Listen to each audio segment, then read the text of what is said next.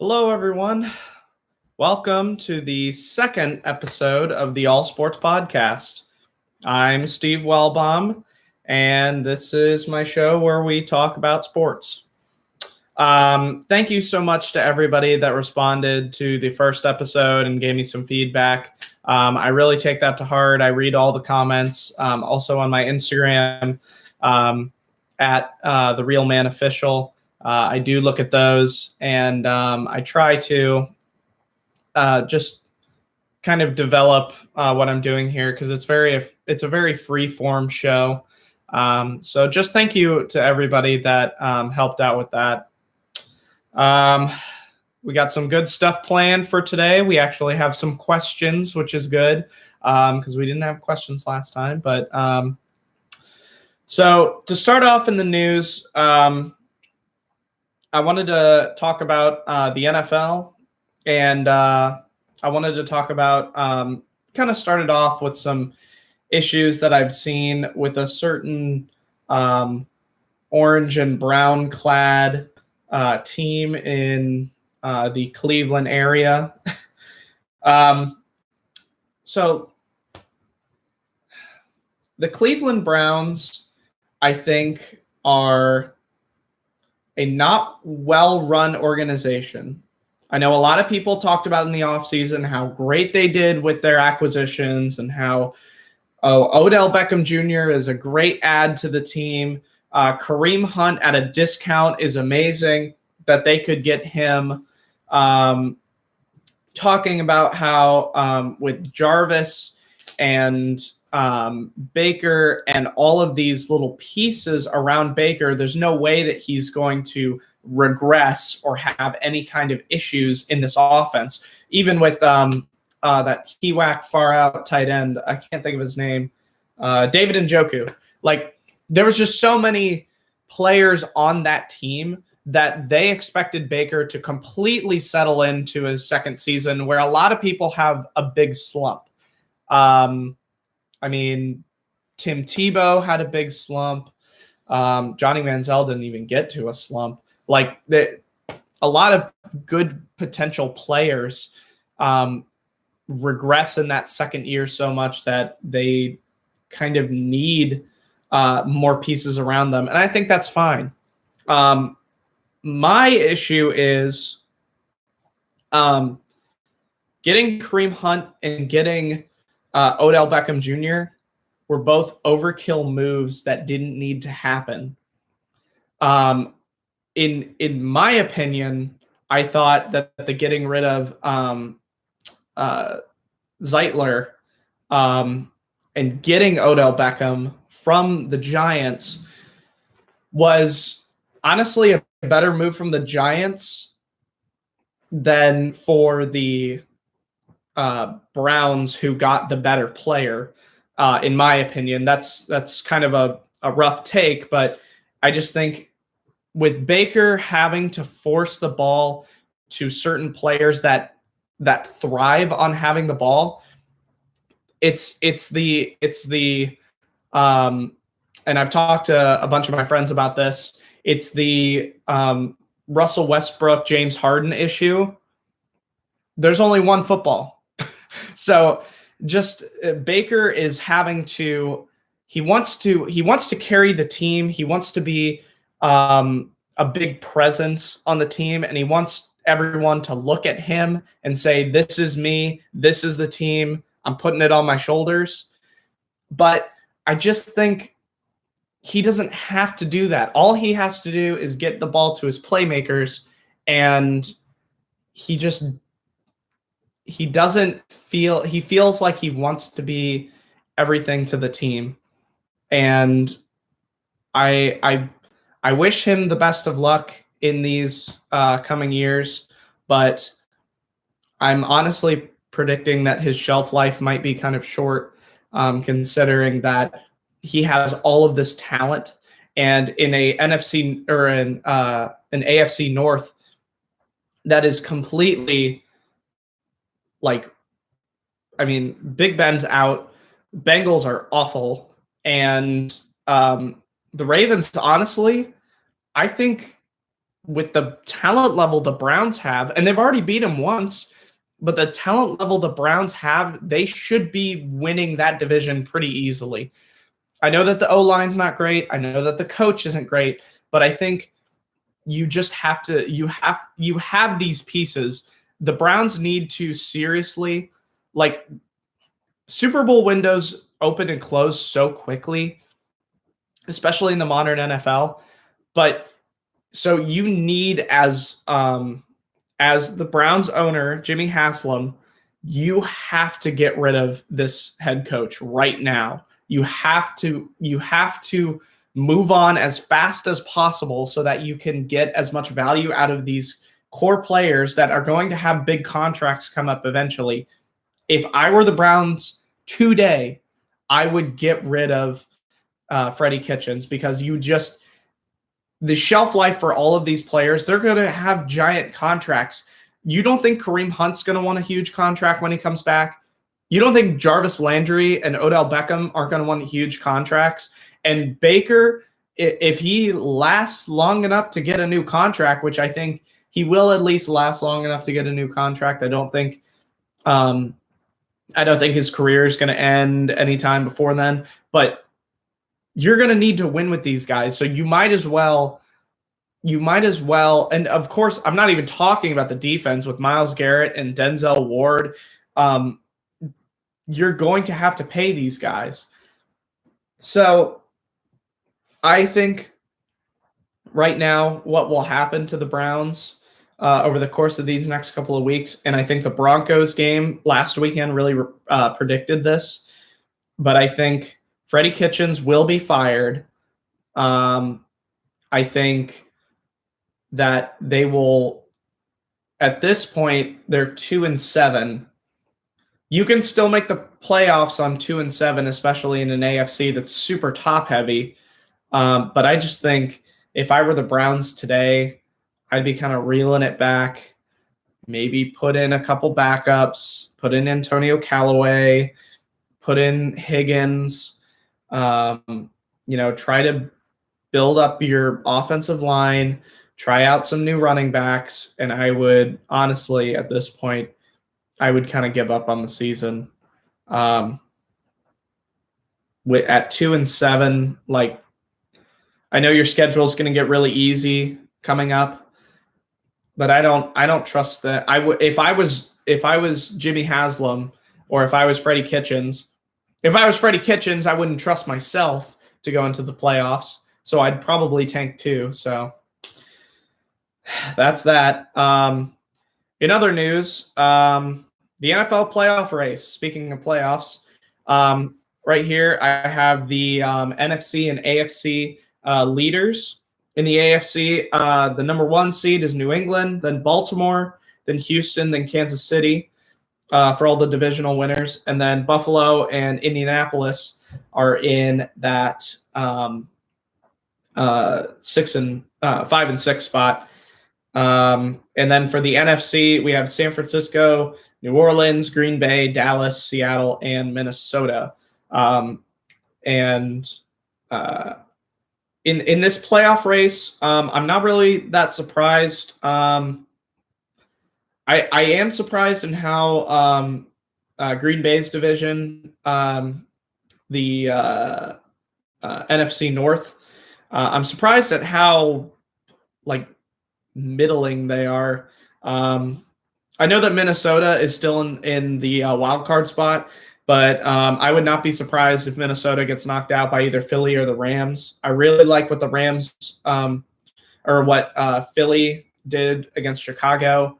I think all they have to do, I think they've been putting a lot of pressure on Carson Wentz, and really what they should be doing is they have a multitude of running backs. They have 5 running backs on the roster.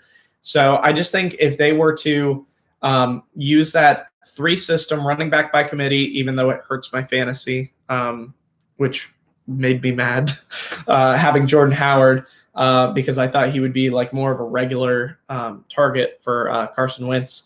But it's just, I think they should go back to running back by committee. You get Sproles, you get Howard and you get Sanders, and you all use all three of them in every kind of package, every kind of scenario, always run the ball, because you have one of the best O-lines in football. I mean, when everyone's healthy. I think it's like Pittsburgh, the Cowboys, Kansas City, and then the Eagles probably. And then the Patriots are in there somewhere too. But it's just like they really, I think they deserve to run the ball more, those running backs, because they've proven. I mean, Miles Sanders, looking at him in college, he was like Saquon Barkley light. He was a really solid back, and Jordan Howard is a freak. I don't think he I don't think he gets enough credit for. I mean, if it wasn't for Zeke Elliott, he'd lead the league in yards 2 times, being a typical standard power back. So I think Philly can definitely take Minnesota. I think Dallas is still like. I mean, they had troubles against the New York Giants, and they lost to the Jets. I mean, I love their roster. If it was me and I got rid of coaching entirely and I just looked at rosters, Dallas should be in the Super Bowl like for the last 3 or 4 years. They have a great O-line. They have an amazing young wide receiver core. They have one of the best, if not the best, running back in all of pro football. They have a quarterback that rarely makes mistakes. I like that he's a big leader. I like Dak Prescott as a leader. I think he is limited, as most people do, but I don't think he has to. He's kind of like Baker Mayfield. He doesn't have to, and Carson Wentz. He doesn't have to put the team on his back. He just needs to move the ball, move the sticks, hand it off to Zeke, get him like 20, 25 carries a game. You have to keep him part of the game constantly. But I think Philly can definitely overtake that. And I really like Seattle. I really like San Francisco. I really like New Orleans. I'm really excited for the San Francisco Seattle game this week, because that will determine, I think, in my opinion, who will win the NFC South, or sorry, the NFC West. I think that game definitely will determine that. And then for the AFC, I don't really have a problem with this. New England, Baltimore, Houston, Kansas City. I think Houston is very vulnerable. I don't trust Houston as much as a lot of people are. I know Deshaun Watson is really good. I know that they've kind of solved their O-line problems by bringing in Tunsil from the Miami Dolphins. But, the lights just flashed. Whoa. I really like I like that they solved their offensive line problems. I like that they're getting a new tight end in Fells, and Griffin is kind of helping out a little bit. I like that they have a pure tight end. I think they have one of the best wide receivers in the league. I don't think he is the best wide receiver in the league, DeAndre Hopkins, but I do think he's probably top 3.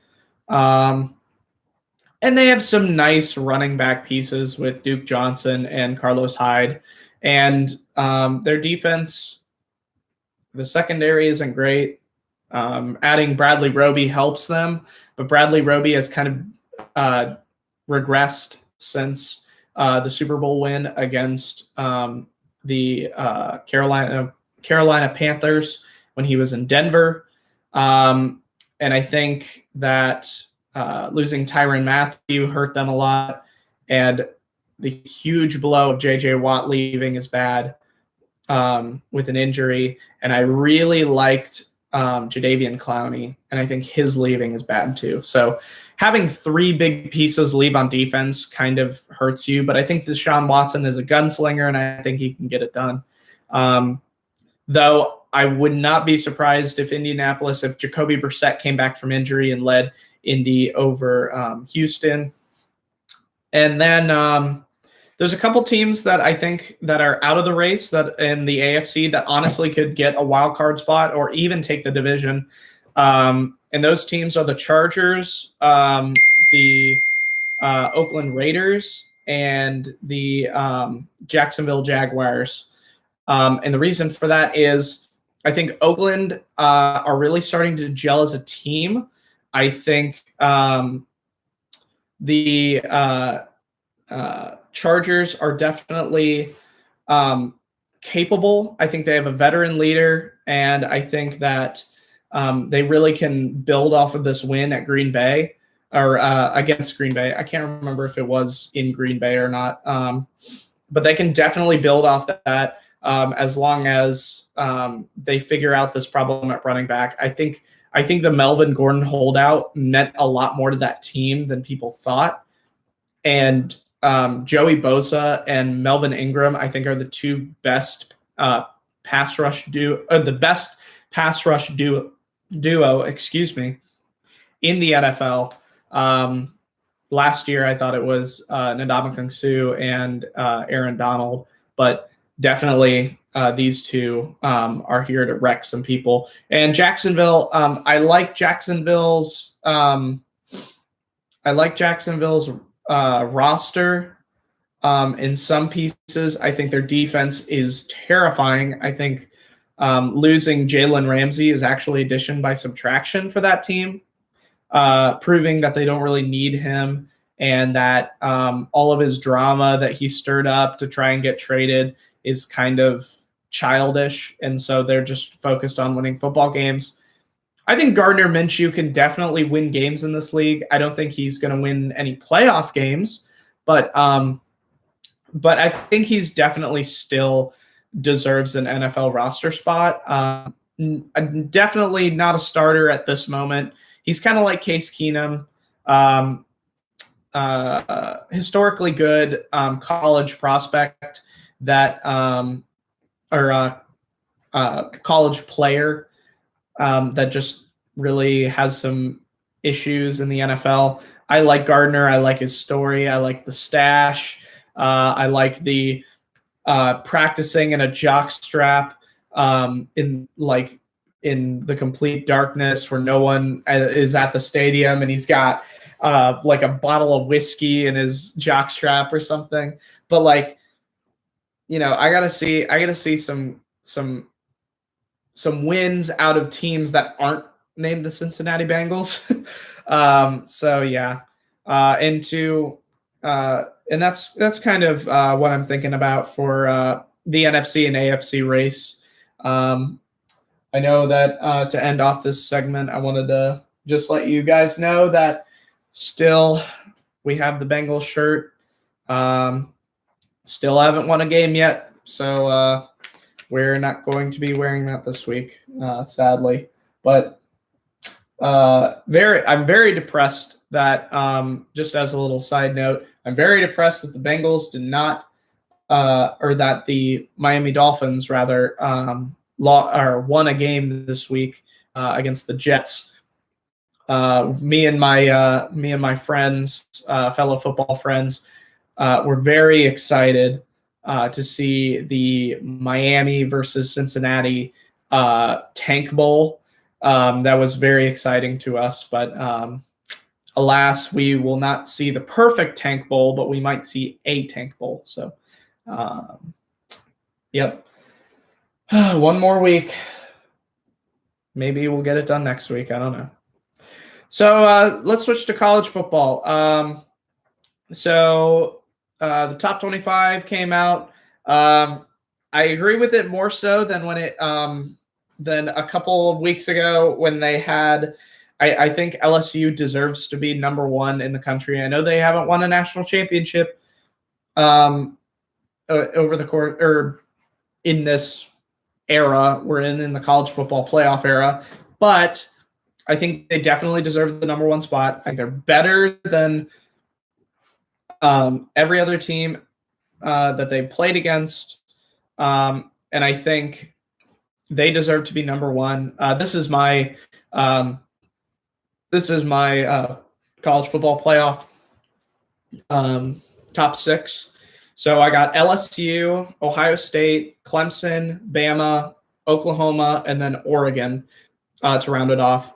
Oregon is definitely not getting as hard of a test this week as Penn State.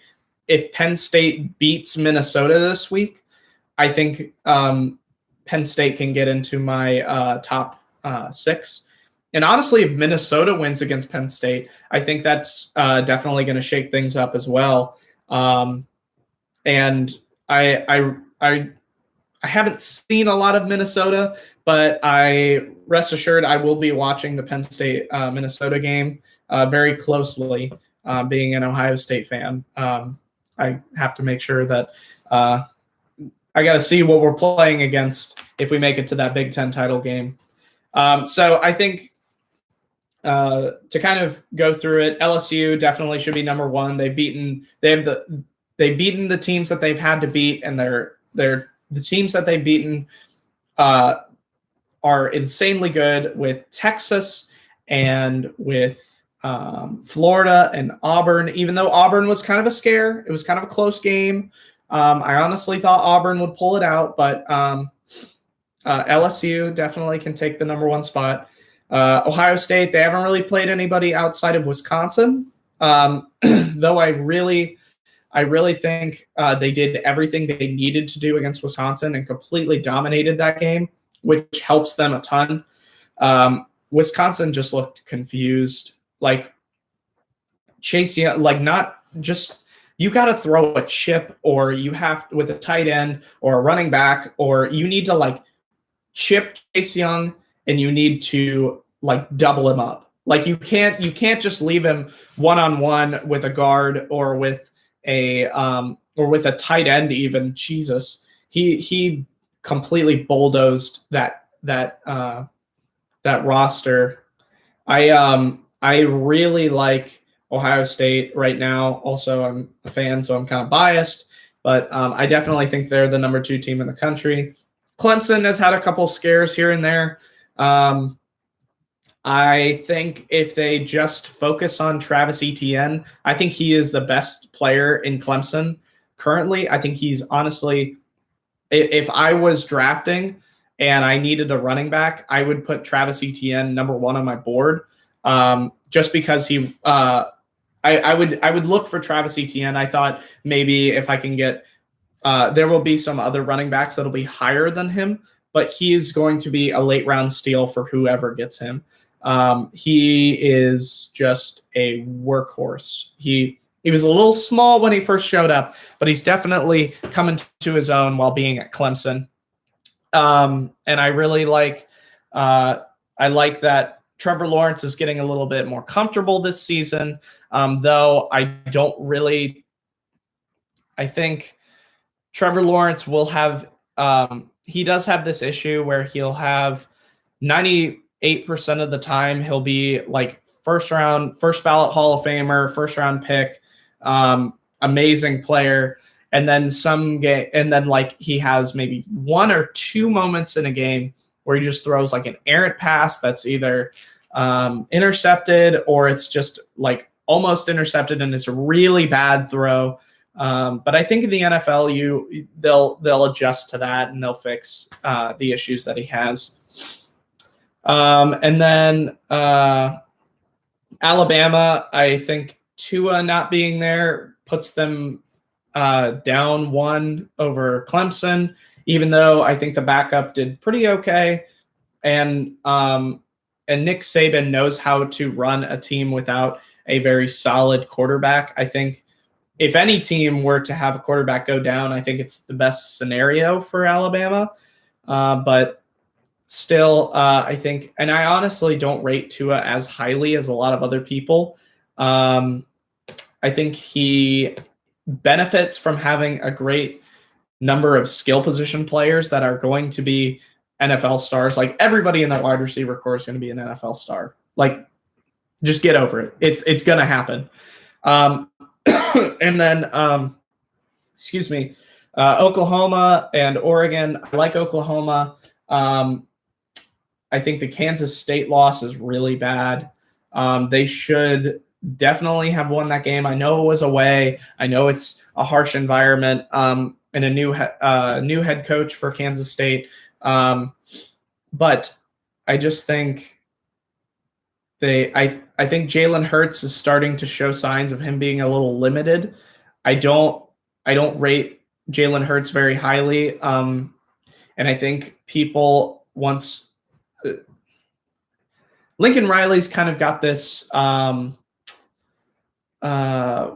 like Chip Kelly-esque mantra to him where he's just so innovative and exciting that everybody is going to be focused on him, and eventually they're going to figure him out. Kind of like Sean McVay, and eventually it'll be Kyle Shanahan once they figure out that offense. So I just think I think this is showing signs of cracking, and I think if Oklahoma has a bad season this year and loses and doesn't, if they don't make the college football playoff, I can definitely see Lincoln Riley taking either the Dallas Cowboys job if that's open, which I would love to see Dak Prescott and Lincoln Riley, or he could take one of the smaller jobs that maybe somebody would get fired, maybe the Browns job, be back with Baker Mayfield. That might be a good opening for him. And then Oregon, and I kind of talked about this, but I think I like Oregon. I like their O-line. I think their O-line is one of the best in college football. I like their backs. I like their offensive schemes going to a lot of screen passes and bubble screens. I know it's easy completions, but I think Justin Herbert is one of the best quarterbacks in college football. If I was drafting and I had the second or third pick, I'd probably take him. If not, I'd probably take Chase Young if I had the first overall pick. But if I had the second and I knew I wasn't going to get Chase Young, then I'd definitely take my boy Justin Herbert. I like to see him in that color, in the orange and black. So that's my top 6. And I kind of wanted to talk about LSU Alabama because I thought this was the most important game of the week. It's kind of obvious. The only other game is Penn State Minnesota, which I kind of talked about as well. LSU Alabama, I think Bama. I know what Nick Saban is doing when he's not saying exactly if Tua will be back or not. Like, it's kind of obvious that he isn't showing his hand. I think Tua will play, and I think Tua will be fine for that game. But I think this is showing a lot of similarities to the Clemson game versus Alabama, with Tua coming back from an injury, maybe a little too quickly against that he got banged up last year against Georgia, and then playing in the championship, in the national championship against Clemson. And he did not look like himself. He was throwing interceptions. He wasn't taking easy completions. He just looked like he wasn't ready for that big stage like he was in the national championship game against Georgia a few years ago. I think Tua, it's hard to really pinpoint what exactly I don't like about Tua. And I think it's because I don't think he's as big. He wants to be a little bit more mobile, but he doesn't really have the like flatline speed of somebody like Kyler Murray or Russell Wilson. I think he's pretty accurate. I think he has a great touch, but he doesn't have the best touch of anyone. I think he's a great leader. I think he's probably, him and Justin Herbert are the best leaders in college football. But there's just nothing that really jumps out about me when looking at Tua's film. And I don't think he's really set to be the first overall pick.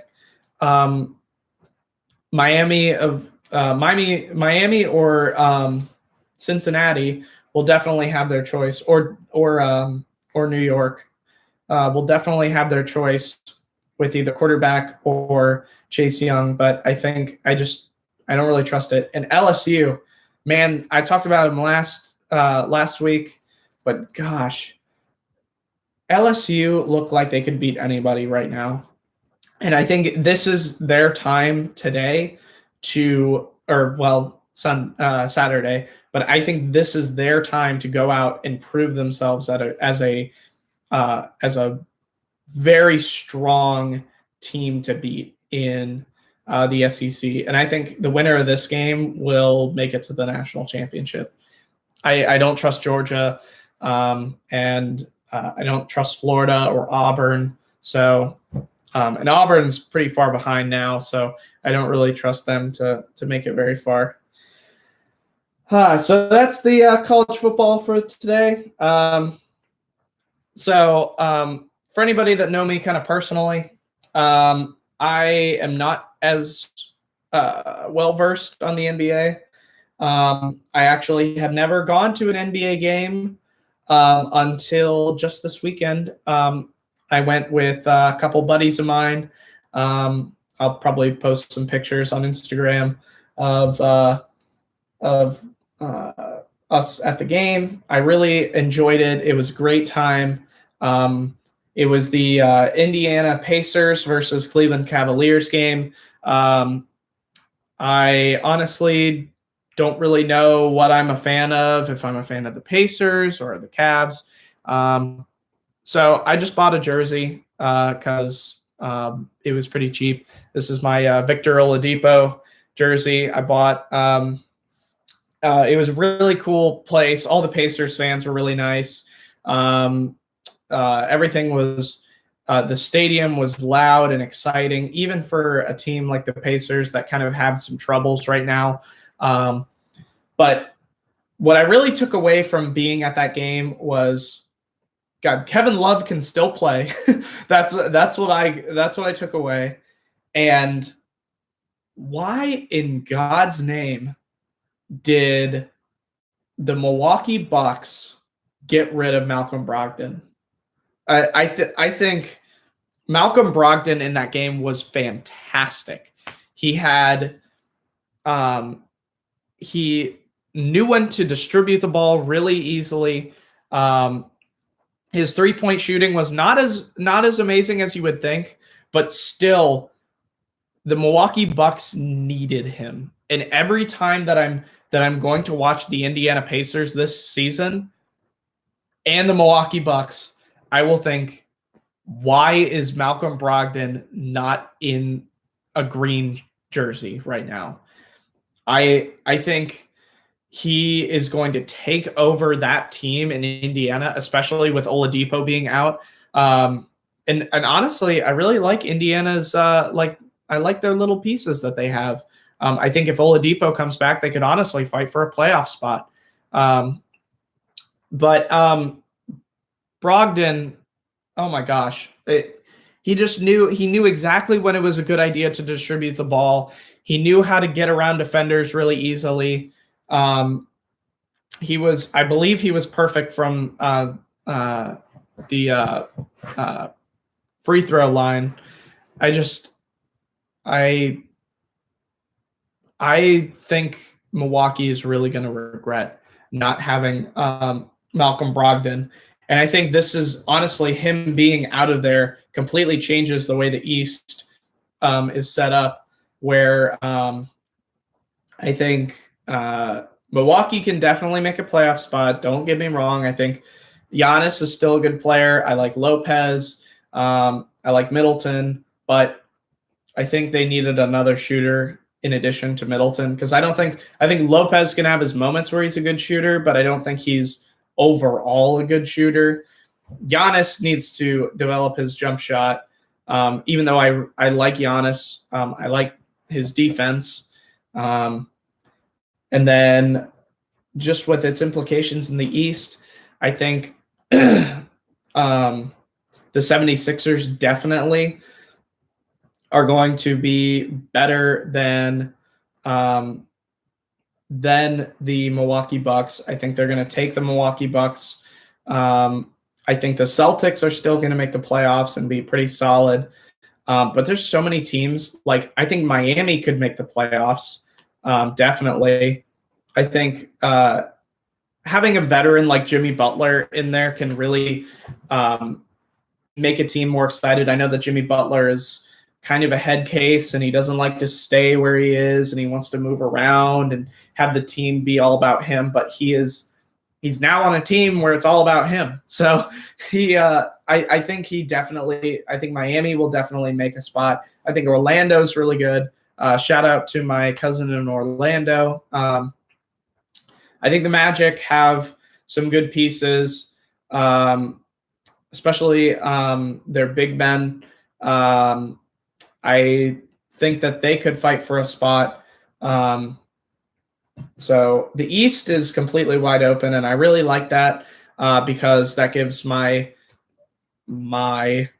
Pacers and my Cavaliers spots to get in. So I'm very excited for the NBA season, especially with baseball winding down. I finally get to watch more. And speaking of baseball, we're gonna do the Colin Cowherd segment where Steve was wrong. So yeah, I was wrong. Yeah, Washington won. Yeah. I really thought that if it went to 7 games, it would definitely be the Astros' chance to really win and kind of solidify themselves as almost a dynasty. But if I know anything about baseball, is that anything can happen. And in Game 7, we had just an utter domination in the end of the game of by the Washington Nationals. So a lot of people probably will want me to talk about the pitching change, and I kind of will. I would have rather started. I know that Cole isn't really he's not really a closing pitcher, but in that situation, when Greinke, first off, I would have left Greinke in because he only gave up 1 run, and I think that's fine because he didn't allow anything else for the rest of the game. So I think leaving in Greinke for at least another inning is fine. I would have put in Cole, and then I would have put in Osama. But I would not. I would not have put in what's his name? Hughes, I believe. I would not have put in Hughes because I think that in that scenario, when you have that game on the line and you know that one of your starting pitchers is going to be gone in the offseason, you really need to. I mean, it's Game 7 of the World Series. You have to put in your best players, and you have to be able to just say, it's okay, we're not going to play our game. And this is what I hate about the analytics, because the analytics told that coach of the Houston Astros that it was a good idea to take out Greinke. What? No, you know what Greinke can do. You know how good of a player he is. You got to just leave him in there. You got to keep him motivated, and you know that he's a good enough player to get you over the edge and win that game. So I would not have done it. I would have put in Cole after Greinke and then put in the closer. I'm happy for the Washington Nationals. I'm really happy that Syndergaard. Sorry, not Syndergaard. I think I said Syndergaard in the last video as well. Sorry. I'm really happy that Scherzer got his ring. He could cement himself as a Hall of Famer at this point. And I'm really happy for that team, especially a veteran team that most of them had been playing second fiddle to what's his face, Bryce Harper, for the longest time. So I'm really happy for Washington, but I think the Astros need to kind of take a look at themselves and say, maybe we shouldn't go to as much analytics and maybe we should focus on more baseball things. So that's how I feel. Premier League action. Man, this table is so weird. Sheffield United at 6. Are you kidding me? I thought Sheffield United would be a relegation zone team. And I know it's still pretty early after we get into the home stretch after Christmas. But I think, gosh, just how – I don't understand how Sheffield United are playing such great defense without any stars.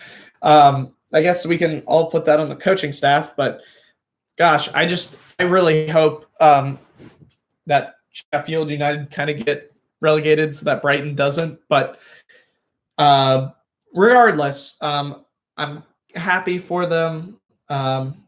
And I think the top 6 is really interesting right now. My top 6 at the end of the season, I'm probably going to do this every week along with the college football rankings. But my Premier League top 6 at the end of the season from today: Liverpool, City, Leicester, Chelsea, Arsenal, and United.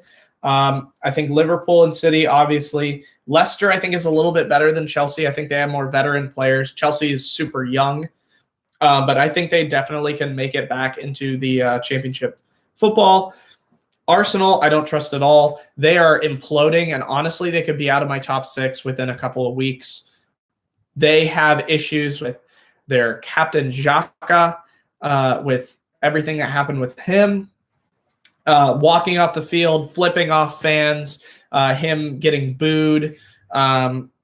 Arsenal fans are – I know that the stereotype is Arsenal fans are despicable, but sometimes they really can be. And it's really – it's depressing for Xhaka. I know that he hadn't played very well, and I know that they would have liked to see maybe some better midfielders in instead of him.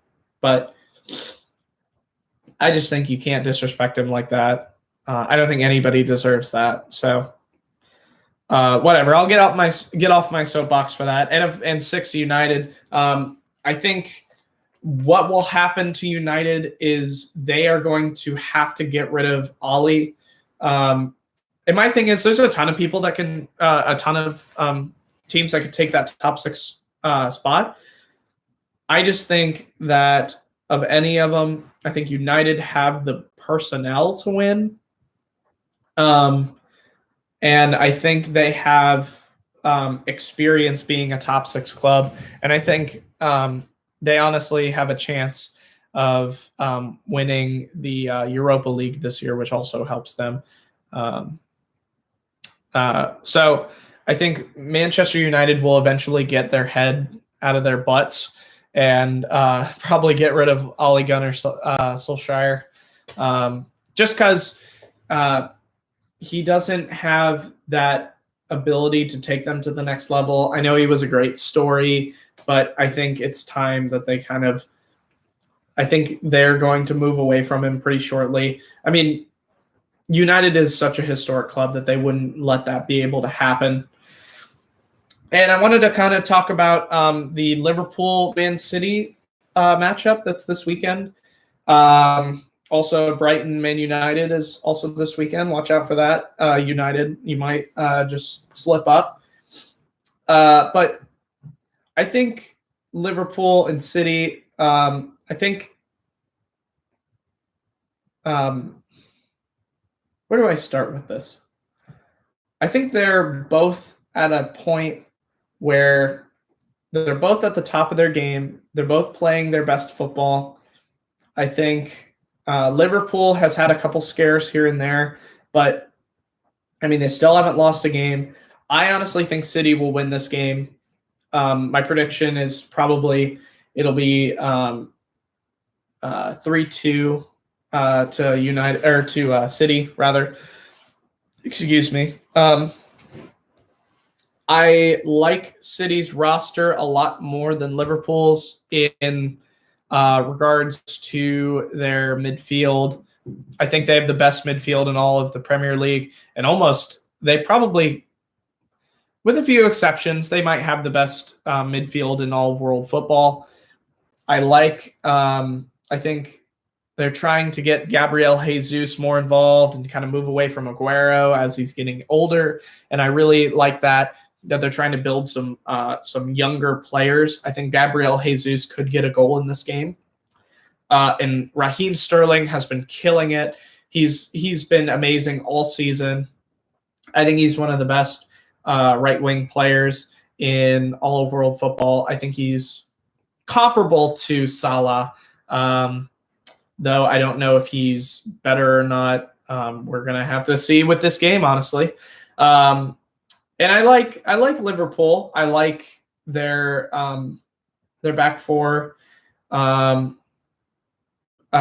It's just, I think that they've been kind of regressing their back four. I think Van Dijk, over the course of the whole season, he's been performing pretty well. But I think these last 3 or 4 games, he's been kind of not playing as aggressively as he'd want to. I still think he's the best center back in the world, and I think he's probably one of the best players in the world outside of Messi and Ronaldo, and Christian Pulisic, my boy Pulisic.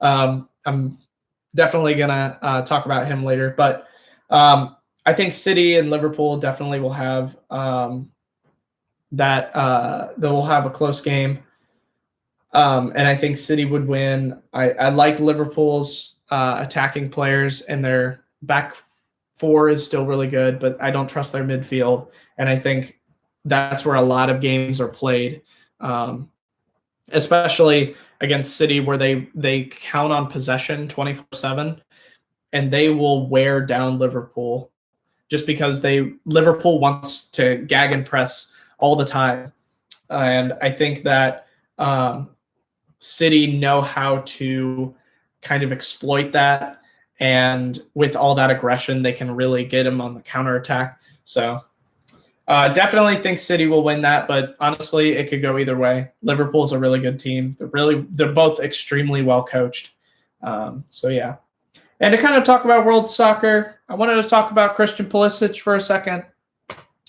Christian Pulisic has had some big issues with, as soon as he showed up to Chelsea, not getting some starts.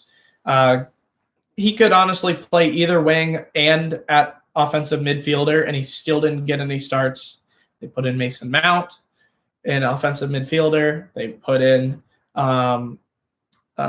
Pedro, and they put in Willian, and they put in almost everybody instead of Pulisic, which I kind of watching that, I felt really bad for him, especially when he had some struggles in the U.S. men's national team against Canada, and very obviously in press conferences after the match, and in his almost tantrum walking off the pitch against Canada, getting subbed on like right after halftime, which I watched that game and I didn't believe he should be subbed off. I think the coach should be subbed off. My God, watching the U.S. men's national team right now it's embarrassing. We should have beaten Canada. We have a better roster than Canada. We have better players than most of the teams that we're losing to.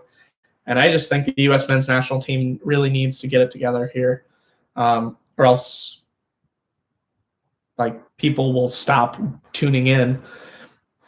And I think honestly we can, with Pulisic not being as good coming up, I think it was time that they should have given him a little bit more of a confidence boost and say, hey, go try your hand out at against Burnley, and let's just see what happens.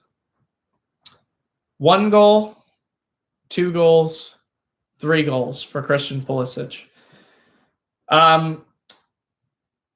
And I don't want to announce him one of the best players in the Premier League yet, just because he's really only had that one good game. with a perfect hat trick with his left foot, right foot, and head. But I think he played exceptionally well last week. Chelsea played. I can't remember who they played. Was it Wolves? No, Arsenal played Wolves. Shoot, I guess I can't remember. But I think he played well in that game. He knew how to distribute the ball and he knows when it's time to take the show, and he knows when to pass it around to a lot of good young offensive playmakers. And I really like Chelsea, and I think Pulisic can definitely get some with this stuff that he's getting from the Premier League. He definitely can take over to the U.S. men's national team, and I really like what he's doing right now. And he even played exceptionally well in the Carabao Cup too. So Pulisic, I wouldn't be surprised if you saw him up there with some names like Kane and Salah. So definitely watch out for the American boy, Captain America. So that's the news for today. Some topics I wanted to talk about. I got a question. We got some questions from this video, or from last video. A question by Lance Warren. He's a buddy of mine. His name's Lance. He really wanted me to talk about the payment of college athletes that just got passed. I definitely think that this was something that had to happen eventually. I don't think you could have players still playing in college, especially when their complete devotion is to getting to the next level. Especially in college basketball, not as much in pro football or college football. Like, there are some people that obviously really want to make it to the pros, but I mean, there's no one and dones. There's not a one and done rule like in the NBA. So, excuse me. I think there would come a time that we needed to pay these college athletes, especially when colleges are already making a ton of money based on the revenue that comes in through certain players.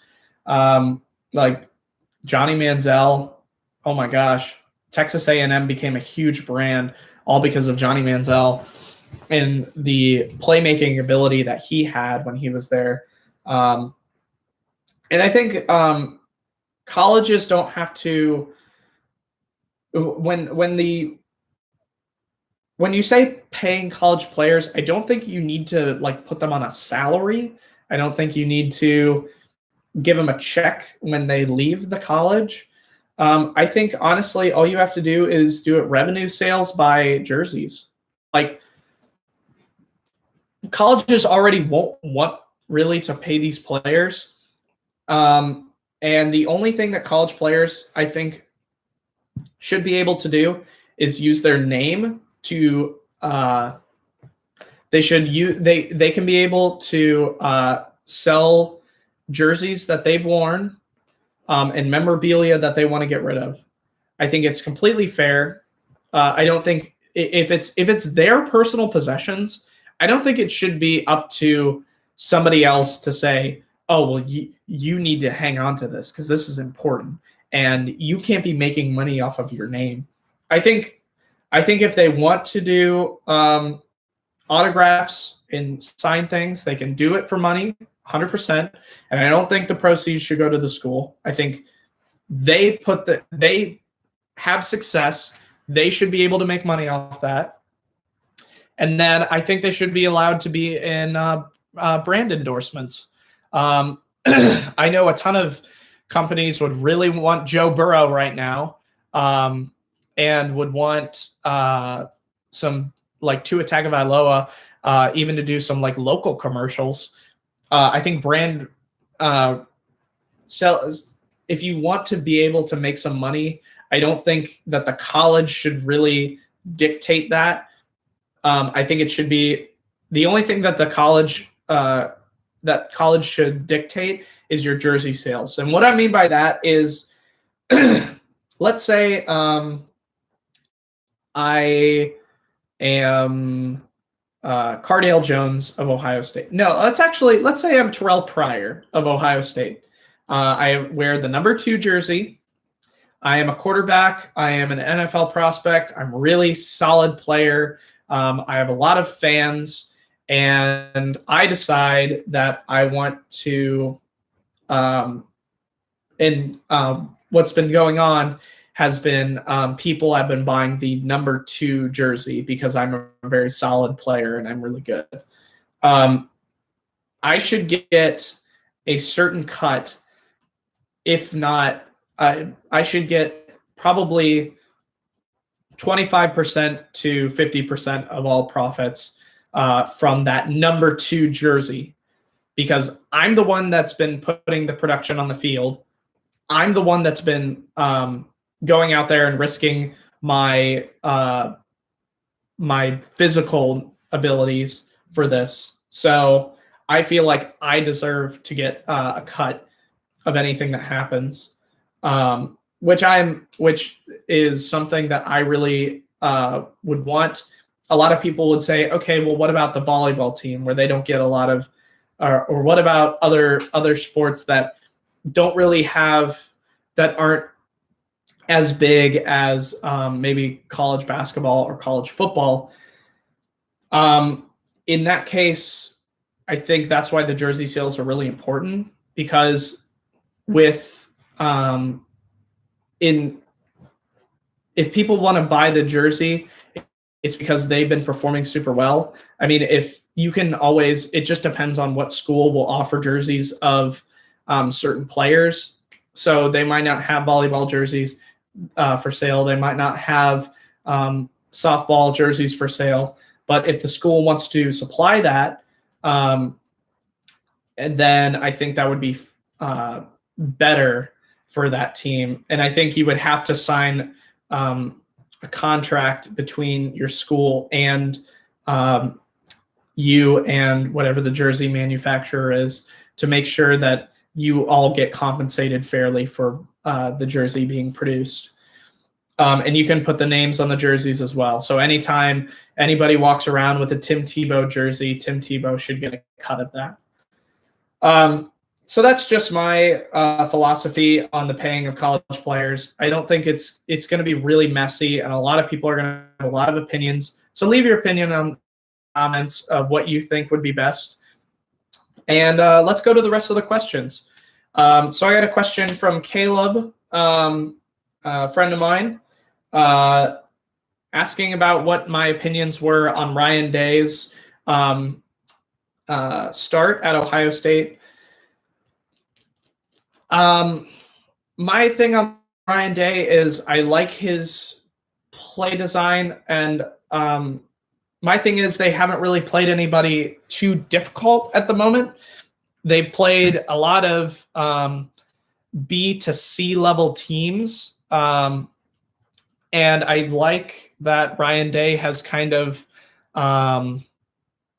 he's kind of built an identity from last year, being a guy that really wants to be almost like a Lincoln Riley in his play designing. I don't think it's overly flashy. I don't think it's overly exciting, but I think there's a lot of crossing concepts that are really interesting. A lot of screen passes, and there's a lot of things that will be exciting. I think eventually Ryan Day will get figured out a lot sooner than we think. And I think Ohio State will at least lose one game this season. It could be the Penn State game. It could be, it could be anything. But I think that they will at least lose one game this season. So definitely, I like Ryan Day. I like he's kind of a rah-rah coach that doesn't really have like a signature or anything at the moment. But I think players want to play for him, and I like his play design. So that's my opinions on Ryan Day. And also, I really like that he's implementing portions of the running game. He's always going back to the running game. Even when the running game isn't working, you have to keep doing it because it's so vitally important, especially for a Big Ten team. Like everyone needs a good running game in the Big Ten. And then, bless me. David asks, this was kind of a joke comment, but I honestly kind of wanted to talk about it for a little bit because I do love my Cincinnati Reds. He asked, Reds 2020 World Series. No. The Reds fan in me will not say yes, even though I'd love to see that. But I think the Reds are on the right track. They just gave Freddie Galvis a bigger contract. I think that's fine. He's still like a young player, so he's still got room to develop. And he got pretty hot nearing the middle to the end of the season. I like Freddie Galvis. I like our pitching core. Our young pitching core is really good with Sonny Gray and Luis Castillo. I think they're the two best young pitchers in all of baseball. And I really like I liked Trevor. What's his face? His last name is escaping me. Trevor Bauer. Actually knew a Trevor Bauer in high school, so I probably should know that. But Trevor Bauer, I like him when he was with the Indians, but I think he might have a couple issues kind of adjusting to the team. I think he'll be much better next year if he stays, which honestly I could see him being trade fodder for some picks coming up here soon. But I like what the Reds are doing. I like that that last year they took Yasiel Puig to trade him later, which I think was a very smart decision by our front office because we got him. Fairly cheap for a player of that caliber, and being able to get another pitcher is really good. Aquino is a great talent and a great piece for us to have on our team. I think we need to keep him. And then for the rest of the hitting core, I think it's time that we move off of Votto. If we can get something out of Votto, that would be nice. But I don't think having him on the roster is the same as it used to. I think Aquino will take over that power hitting spot that Votto used to have. And I like just the young blood that we have on our roster. I don't think I think we'll make the playoffs next year. I don't think we will win a playoff game, but I think we'll definitely make the playoffs. And I mean, just the things that I saw while watching, there's a lot of inconsistency with the Reds where sometimes the pitching's really good, sometimes the hitting's really good, but they didn't really both happen at the same time. And that's where we kind of lost a lot of games. Also, where we were having the growing pains in the first 7 games against the Pittsburgh Pirates were very, very rough. Winning at least 3 of those games would have really helped our chances getting into the playoffs this year. But I digress. And then I have another question from Dominic. So this was kind of answered a little bit in the video, but he wanted to know my opinion on the Cowboys so far. Again, I really like their roster. I think they have one of the best rosters in the game. I don't think Jason Garrett is the answer at head coach. I think he should kind of move on and maybe even retire. I just think there needs to be a Matt Nagy or a Andy Reid or a good offensive mind to come in there and really coach and be with the new offensive coordinator. Can't think of his name. He played for the Cowboys for a little bit. He also played for the Boise State Broncos. But Kellen Moore. I think Kellen Moore is a really good offensive coordinator. I think he's kind of getting some hate a little bit just because of the Jets game, but I think that's less of his fault and more the Jets. Really, they kept all of their secrets for themselves and kind of unleashed them in that game. So I think the Cowboys season is going to be rocky, with the Giants being better than people expected, with the Eagles always being good. The Redskins are awful, but I think the Cowboys could make the playoffs. I don't think. I think they are a lock for the playoffs. If they don't win the division, they'll win the wild card, or they'll make it through the wild card. Because I think outside of Philly, there's no other team that really should be getting in to the wild card spot besides Philly. I don't trust the Rams, so I really like Dallas. I just think the head coach is kind of an issue. And they definitely, and their defense, I didn't talk about the defense very much. The defense is a little strange to me. I know that they've been banged up and lost a couple pieces here and there. DeMarcus Lawrence has not shown up like he was promised with his contract.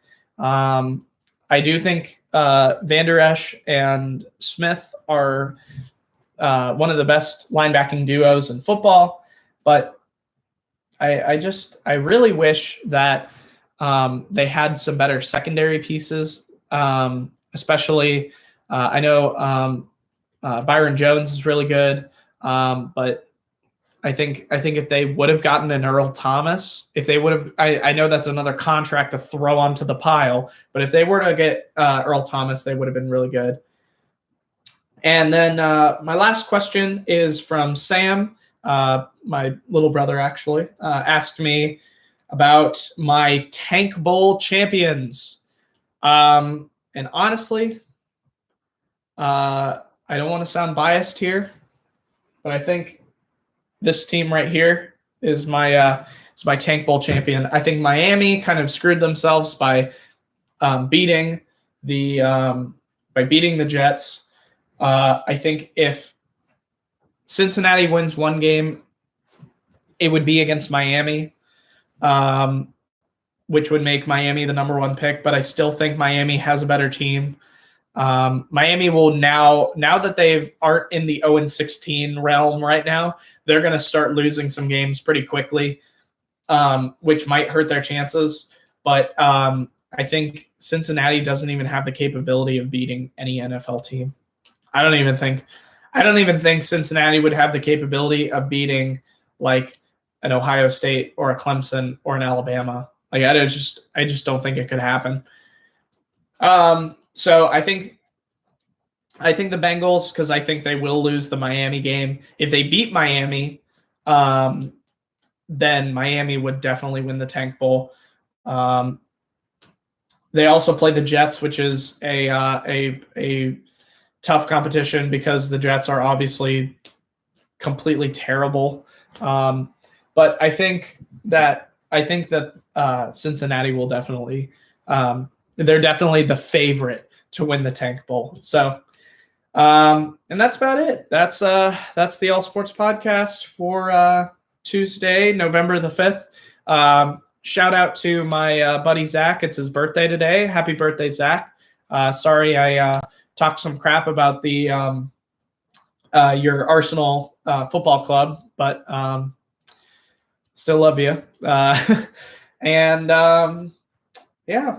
That is the Alt Sports Podcast. I will have timestamps for this video in the description, and just post some comments for up-and-coming questions for next week's podcast. Check out my Instagram, The Real Man Official 01. I'll be posting some stuff on my Pacers game that I went to recently. And also, I will be at the Ohio State Maryland game. If anybody wants to come and say hi, I'm really excited for that. Go Buckeyes. And, of course, college basketball starts up this weekend. Really excited for that. College basketball is almost as good as college football. Not quite, but very fun. And I will be playing in the Wright State Raiders pep band, so look out for me on TV for that. And I think that's it. Thank you guys so much for watching. Comment in the description of some things that you would like to see from this channel. Oop, almost threw my baseball on the ground. But thank you guys so much for watching, and I hope you all have a wonderful Tuesday. Until next time. See you guys.